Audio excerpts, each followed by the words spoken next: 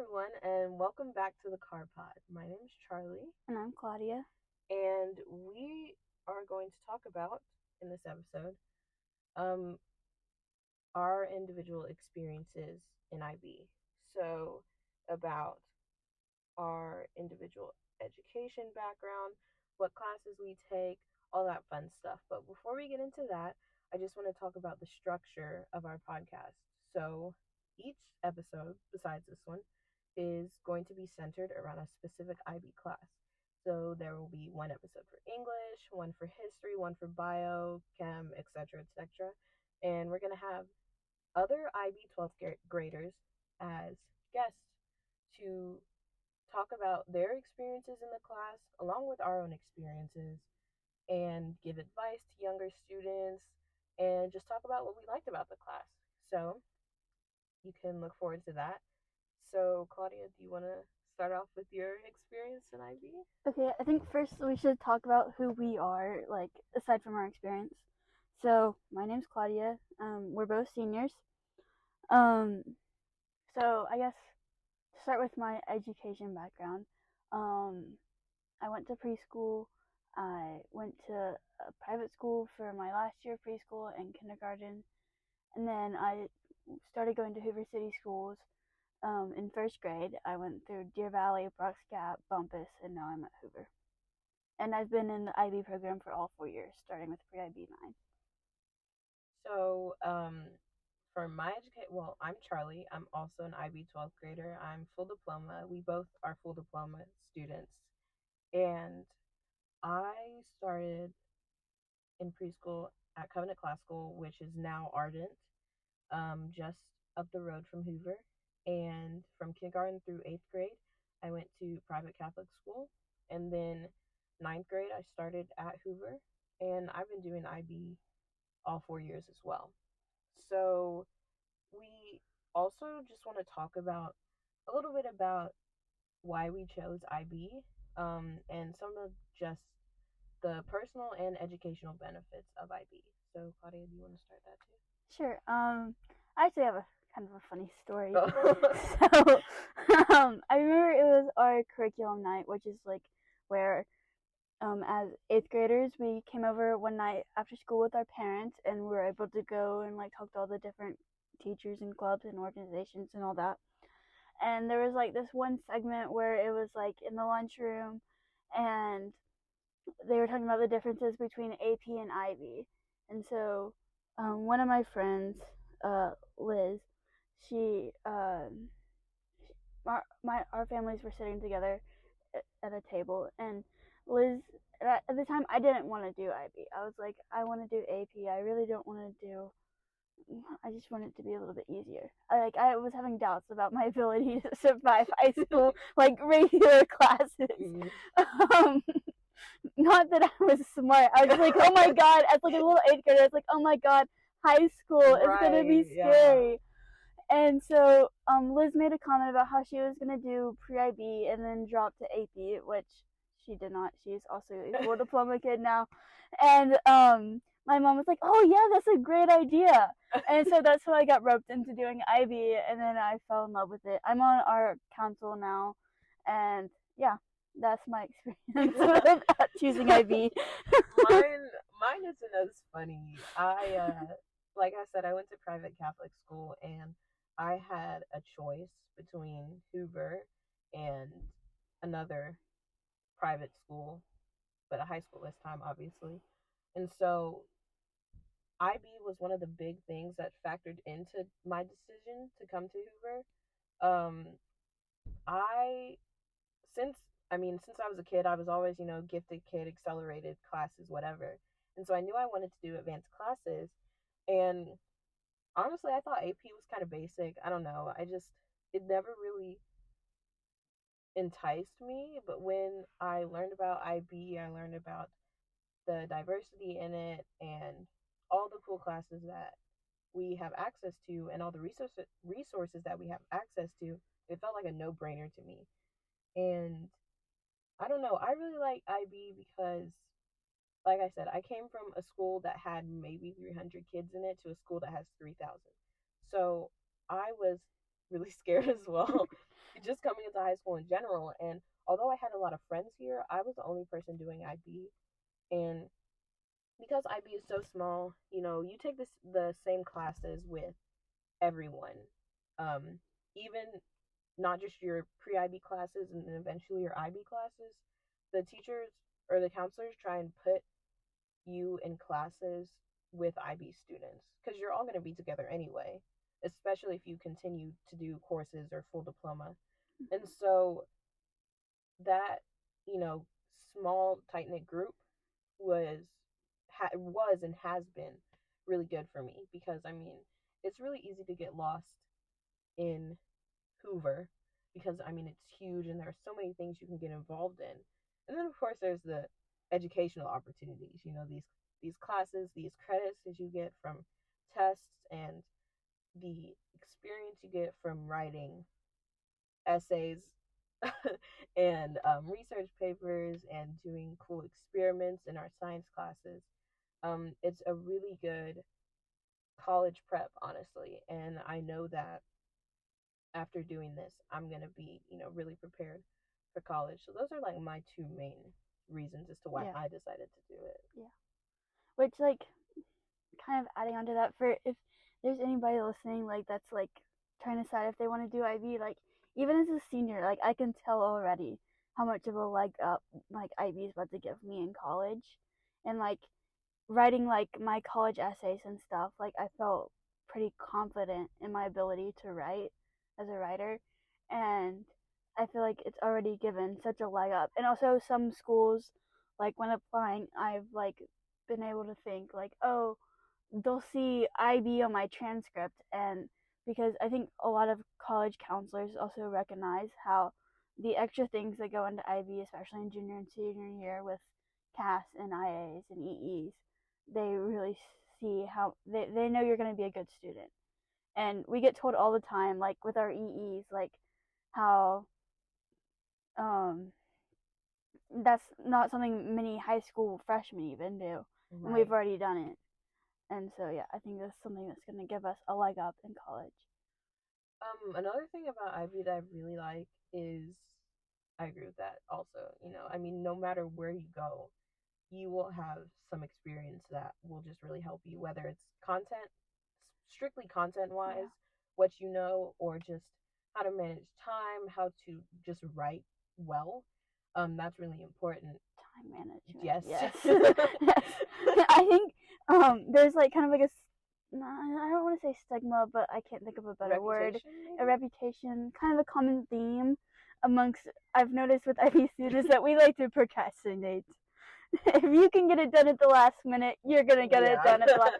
But it's like because you like are like, oh my gosh, I have all this work I gotta do today, and so it's really not even that we're intentionally trying to procrastinate. I mean, there's probably things we could do to procrastinate less, but it's also because we have all these things that start pushing each other back.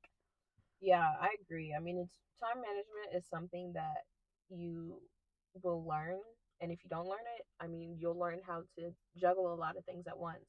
And I think that's the only part of IB that makes it hard, like quote unquote hard, is just the amount of things that you have to do, especially junior and senior year.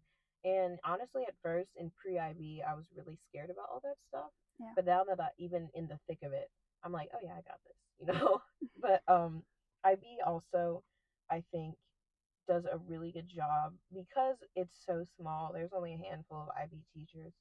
Um, I really like how you can develop relationships with your teachers. Yeah. I don't think there's a teacher I have that I can't say that I have some sort of relationship with.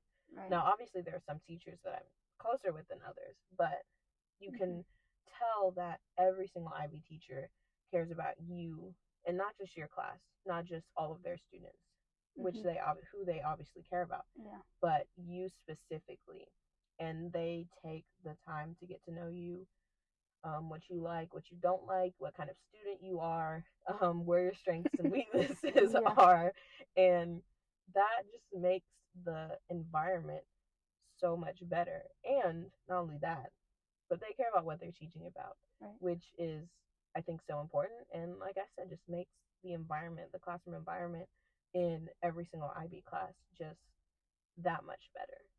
While we're on the subject of teachers, if you've come here to like get the deets on how much we hate certain teachers, not gonna happen. Yeah, no, we're not gonna bashing. We no will sing teachers. praises of teachers, but we're not gonna bash any teachers. Absolutely, because every IB teacher has. They work hard, whether we reap from it or not. Right. We do know they work really hard in their classrooms, and they all have some positives to Yes, them. all of them have many things that they do really well, and it's not really our place to, you know, say anything negative about them, because it's something they do may be negative for us, but it might be a positive for you who's listening.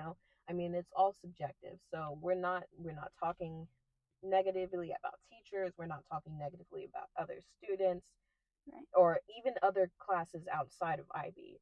Like, we're not creating this podcast to say that, oh, IB is the best. We're better. We just want to highlight some things, right, and give advice.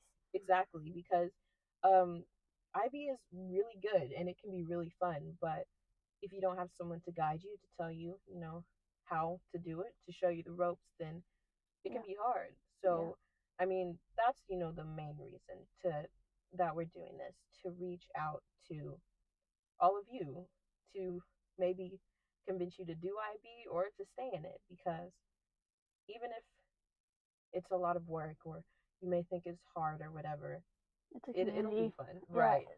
Community aspect is probably the best part of IB. I agree.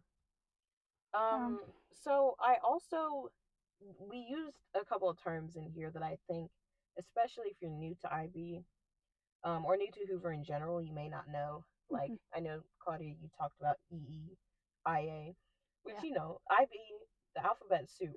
Yeah, for real. There's a lot of. Someone should write Dr. Seuss's ABCs for IB. Right. There's so many acronyms. So I just want to quickly touch on whatever about some of those things in IB. So each IB class kind of comes with an assessment.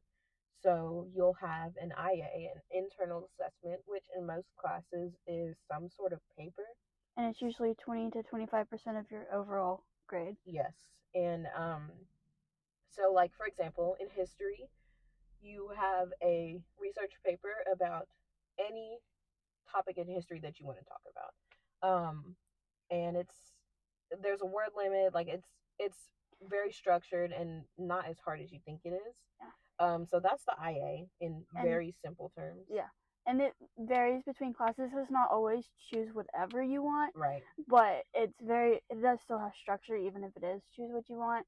And usually the word count isn't bad. Like, it's usually around 1,500 words or less.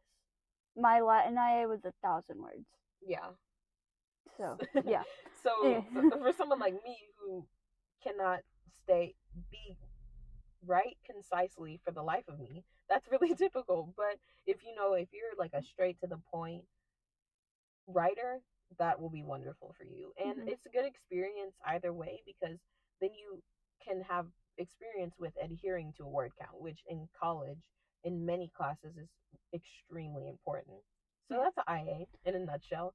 And in your language classes, you'll have IOs, internal orals, right, I think is what it stands for. And that's like almost an IA, but spoken. Yeah. And you'll have that in Spanish and English, not Latin, because you don't learn to speak Latin.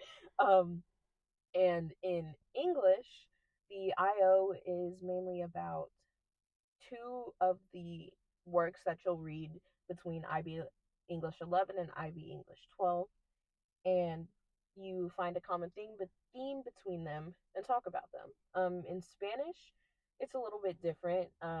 There are also themes in IB Spanish that structure how the class is taught, and basically you are given a picture or a painting of some sort, and you describe the painting and kind of connect it to one of those themes and personal experience. So that's the IA now and the IO. What's next? So I guess the most daunting thing of IB, Probably one of the things that had me the most like on the fence on if I wanted to do diploma or courses was the EE, Oh yes. the extended essay. So in the most basic terms, it's a research paper, a 4,000-word research paper on whatever you want. Yes. There are a bit of limitations, and you're going to change your topic 20 times, but it's okay.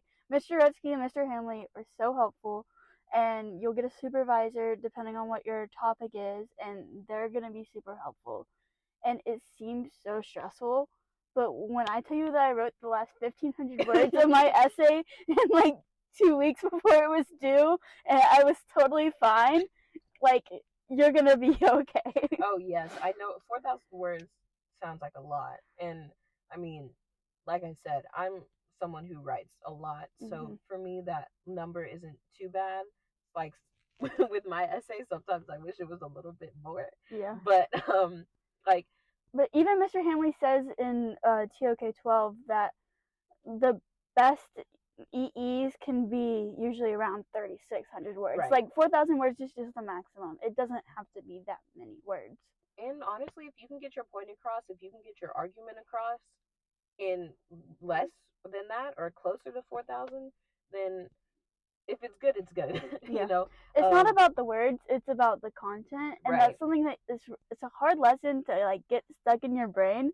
But once you like, not even once you learn it, but it's just one of the things that is a common theme in all of the things in IB between IAs and EEs.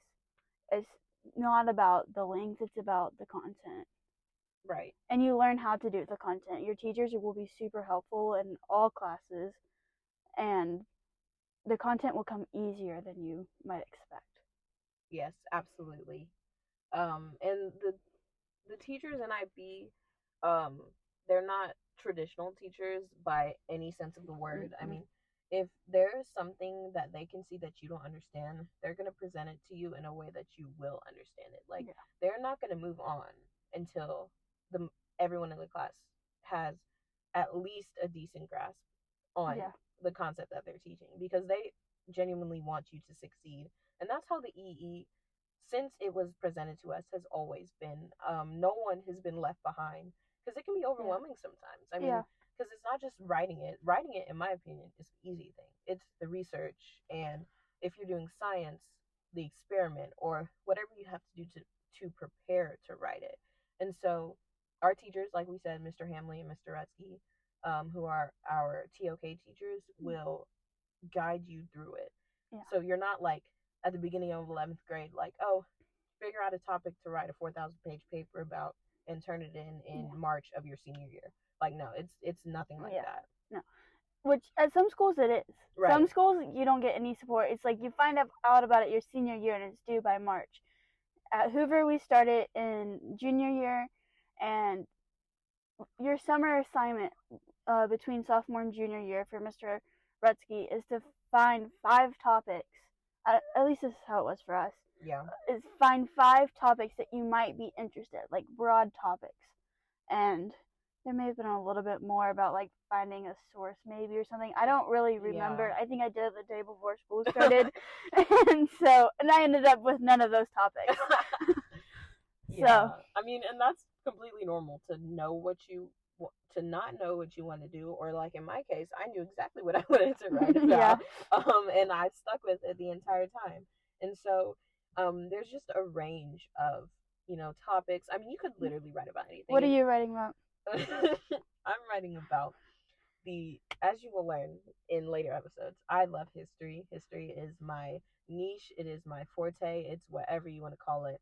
And so I'm writing a history EE, and it's about spying and espionage during the American Revolution. And I knew that's what I wanted to do at the end of sophomore year, when we had like a little bit of an introduction to the EE.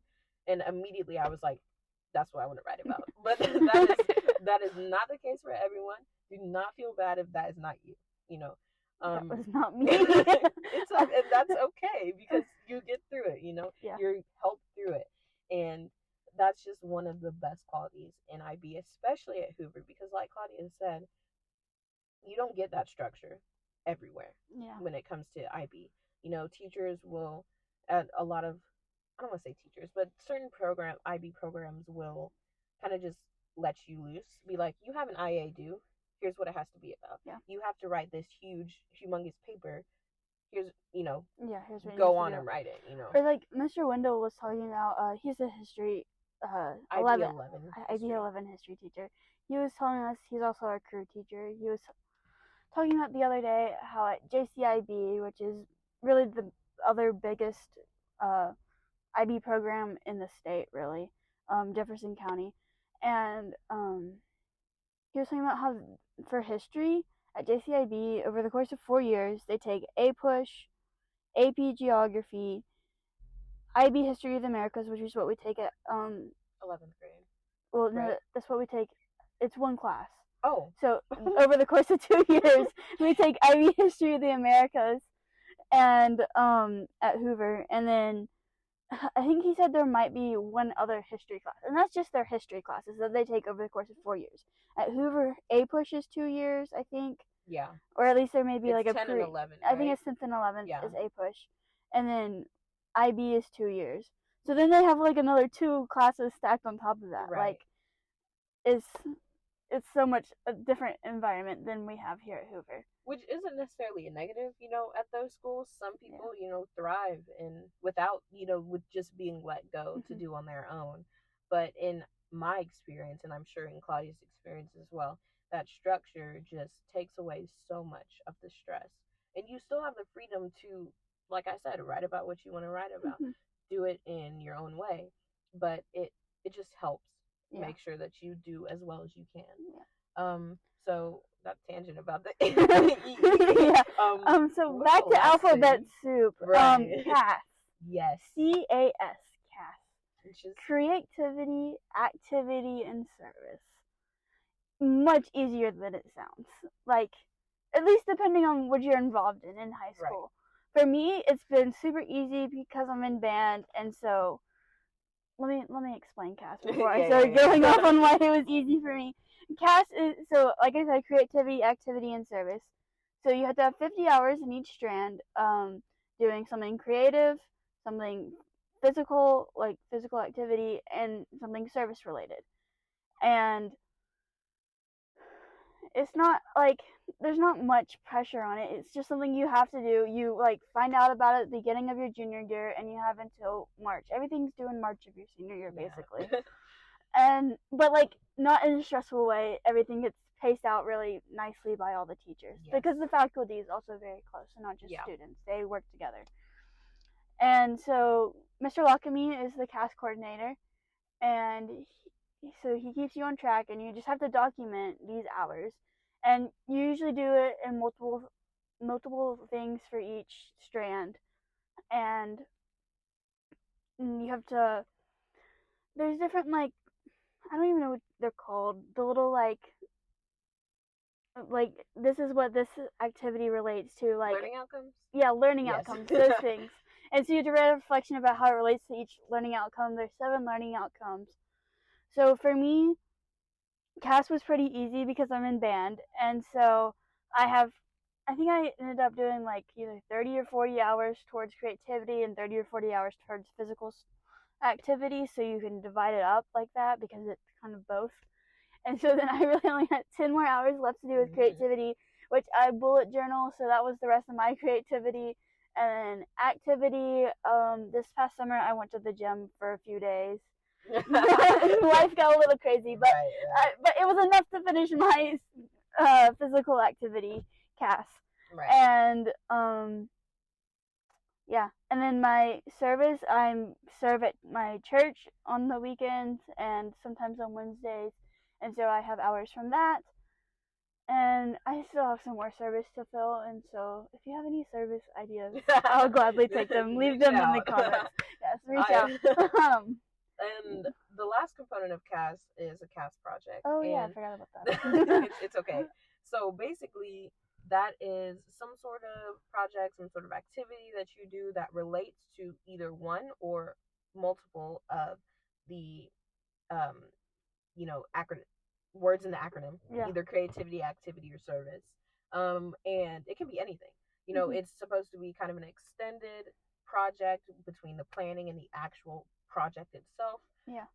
And you write reflections just like all the other activities, except this one is you write 3.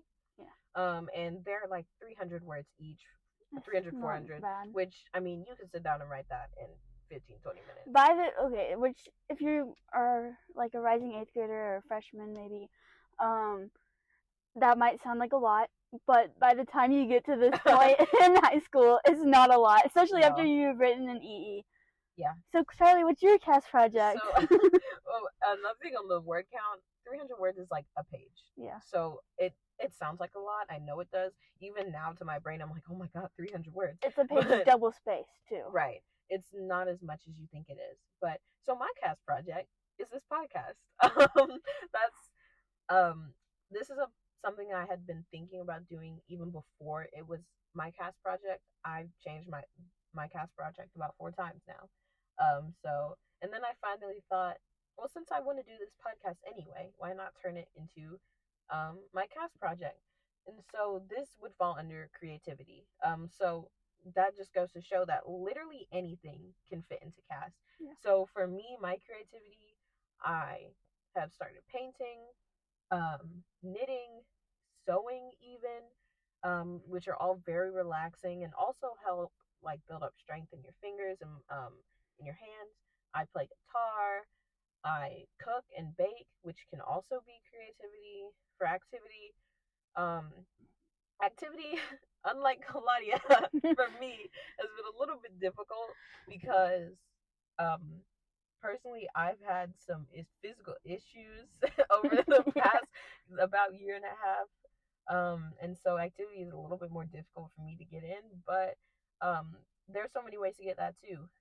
Taking a walk in your neighborhood, going hiking, yoga even is considered, or just stretching is considered activity. I think Miss Hamley one time defined it as literally anything you do where you purposefully sweat. Right. So if you go and power walk around your neighborhood for an hour, that's an hour of activity. Right. It doesn't have to be like, you. And in this Alabama heat, it doesn't take much to sweat. Right. Just make sure you take a picture of you sweating. Right. And yeah, I mean, that's what I do. Oh, I do like YouTube videos, like Pilates too, which is very difficult, but that's, I mean, almost anything. And then service, I think, was the hardest for me because, like I said, physically I've been kind of had some issues. Well, and with COVID, service has just been really hard. That too. I think most people in high school right now can relate. Like finding service opportunities hasn't been super easy. Right. Like, I mean, like, I know I said, like, I've been doing church stuff, but, like, that's even, like, pretty niche to people who are involved in a church and that have that ability within the church.